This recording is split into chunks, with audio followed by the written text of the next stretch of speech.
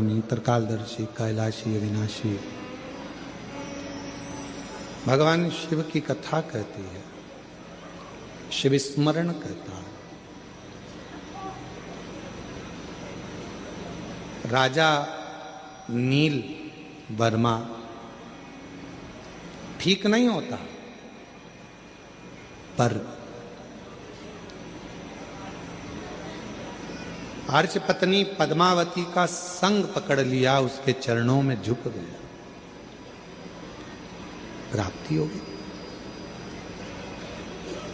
कुछ ना कुछ तो मिलता ही होगा ना शिव की शरणागति में झुकने से। कोई लेट बनता है, वो कहते हैं कोई जल्दी बनता है, कोई लेट बनता है। शिव को जल चढ़ाने वाला एक दिन सेठ जरूर बनता है। थोड़ा समय लग सकता है, थोड़ी देरी हो सकती है, थोड़ा समय लग सकता है, पर यदि आपने भगवान शंकर की आराधना करी है, शिव की भक्ति करी है, तो उसका फल मिलता जाए, मिलेगा। एक पत्र अच्छा है,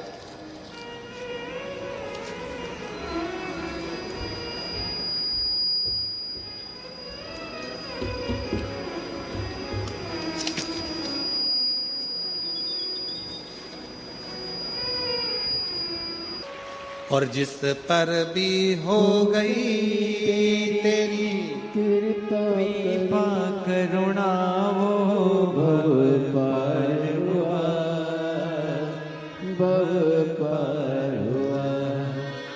शिव से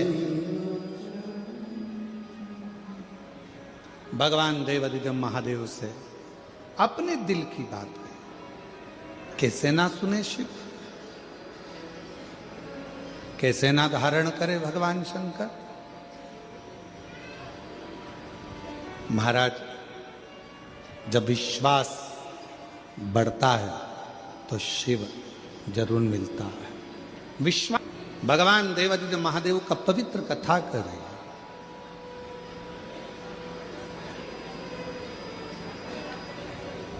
शिव महापुराण की कथा कर रही है। शिव से एक संबंध जोड़ो, जैसे मां आद्य शक्ति जब माता सती कुंभज ऋषि के यहां अगस्त बाबा के यहां पर जब कथा सुनने के लिए गई और कथा सुनकर वहां से आई, पिताजी ने यज्ञ रखा,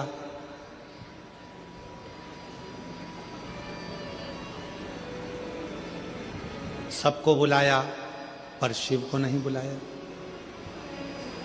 भगवान ओघड़दानी को नहीं बुलाया। सब गए।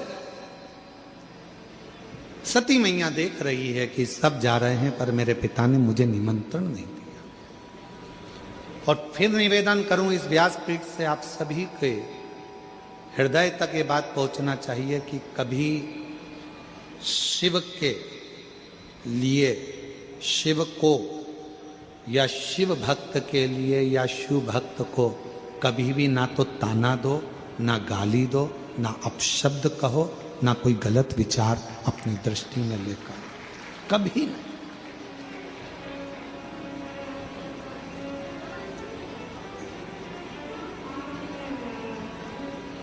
आप शंकर जी के मंदिर में जाकर एक लोटा जल चढ़ाते रहो, आपके धीरे धीरे धीरे धीरे दुख कटते चले जाए।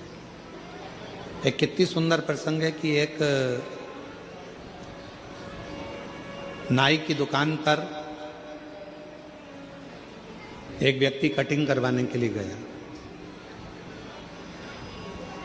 2-3 कुर्सियां लगी हुई थी, वहां पर भी वो कटिंग कर रहे थे, साथ वाले भी। बातचीत चली, कटिंग करते करते करते करते आपस में बातचीत चल रही थी और बात निकल गई किसी राजनीति की। जब राजनेता की बात निकली तो उस पर बहुत लंबा प्रसंग चलता रहा। फिर बात खत्म हुई राजनीति की, तो मंदिर शिवालय की बात चलने लगी। वो बात खत्म हुई, धर्म की बात चालू होने लगी। इतनी देर में कटिंग करते करते करते करते मुख से निकला कि ऐसा लगता है कि भगवान तो है ही नहीं, वरना दुनिया में कितना उपद्रव हो रहा है। कहीं पहाड़ गिर रहे हैं, कहीं हवाई जहाज क्रैश हो रहा है, कहीं जहाज डूब रहे हैं, कहीं गाड़ियों का एक्सीडेंट हो रहा है, कहीं बसें पूरी जलकर राख हो रही हैं। ऐसा लगता है अगर परमात्मा हो दुख काट देता। ऐसा लगता है कि भगवान तो है ही नहीं। ये सारे प्रसंग एक व्यक्ति जो कटिंग करवा रहा था वो सुन रहा था, अब उससे रहा नहीं गया। जब भगवान की बारी आई, भगवान देवाधिदेव महादेव की जब बारी आती है तो रहा नहीं जाता। दुनिया को गाली दो पर देवाधिदेव महादेव का अगर कोई शब्द सुनने को मिलता है तो मन अंदर से कछोट जाता है। वो व्यक्ति जो कटिंग करवा रहा था उससे रहा नहीं गया। भगवान को जाना चाहिए, सबका दुख काटना चाहिए, भगवान को जाना चाहिए, सबके दुख मिटाना चाहिए। अब इतने में जो कटिंग करवा रहा था वो बोला, भैया एक बात बताओ, दुख कब कटता है? जब आप भगवान के पास जाओगे तो ही तो दुख कटेगा ना। अब तुम भगवान के पास जाओगे ही नहीं तो दुख कैसे कटेगा? तो ऐसा कोई होता है क्या कि कैसे नहीं होता? दोनों में थोड़ी सी बहस छिड़ गई। कटिंग करवाने वाला व्यक्ति कटिंग कराकर बाहर गया, सामने से एक व्यक्ति निकल कर जा रहा था, उसके बहुत पागल सा वो व्यक्ति था, बड़े बड़े बाल हो रहे थे, बड़ी बड़ी दाढ़ी हो रही थी। ये आया दौड़कर और कहा नाई बाबा से कि बाबा एक बात याद रखो, तुम एक काम करो कि मैं तुमको पैसे दे दूंगा, तुम जाकर ये व्यक्ति जो जा रहा है इसकी कटिंग करो।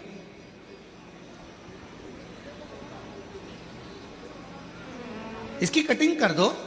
उसने कहा नहीं नहीं नहीं, इसको मेरी दुकान पर आना पड़ेगा। ये मेरी दुकान पर आएगा तो मैं इसके बाल काट दूंगा। मैं कहां इसके पीछे पीछे जाऊंगा बाल काटने के लिए? ये मेरी दुकान पर आएगा तो मैं इसके बाल काटूंगा। इतने में वो व्यक्ति बोला कि भैया मैं भी तो यही कह रहा था, जैसे तुम कह रहे हो कि मेरी दुकान में आएगा तो बाल काटूंगा, उसी तरह देव अधिदेव महादेव भी कहते हैं कि मेरे मंदिर में एक लोटा जल चढ़ाने आएगा तो मैं दुख काटूंगा, मैं दुख काटूंगा, वरना दुख कैसे कटेगा, तकलीफ कैसे मिटेगी?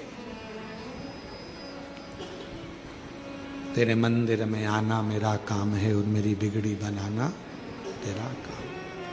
तेरी चौखट पर मैं आ ही गया, मुझे दर्शन दिखाना तेरा काम। आ गया मैं तेरे दरवाजे, अब दर्श दिखाना ये तेरे हाथ।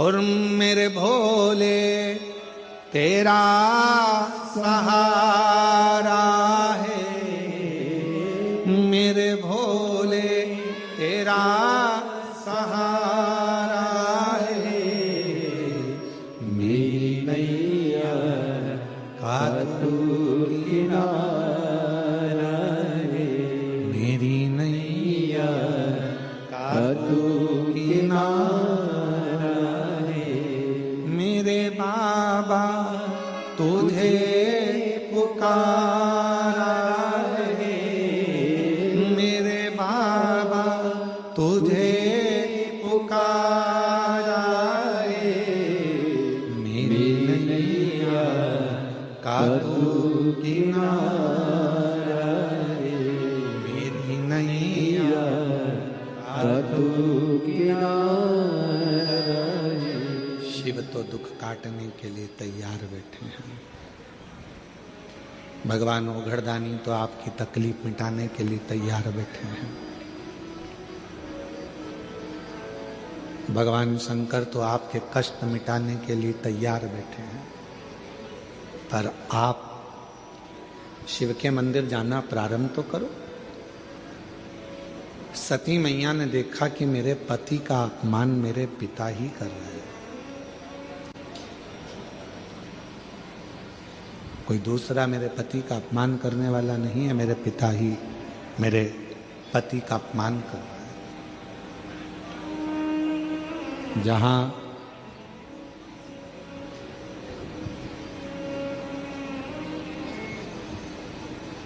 शिव महापुराण की कथा कहती है, वक्त और व्यक्ति इसको कभी हल्के में मत लेना।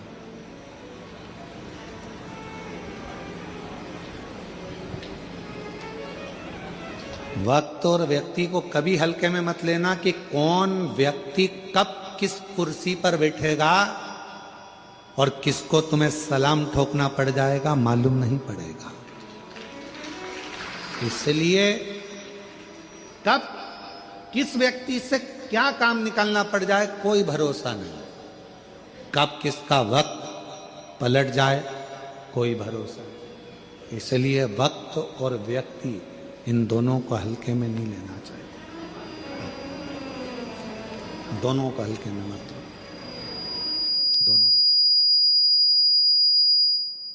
दोनों की ही श्रेष्ठता है, दोनों की ही प्रबलता है।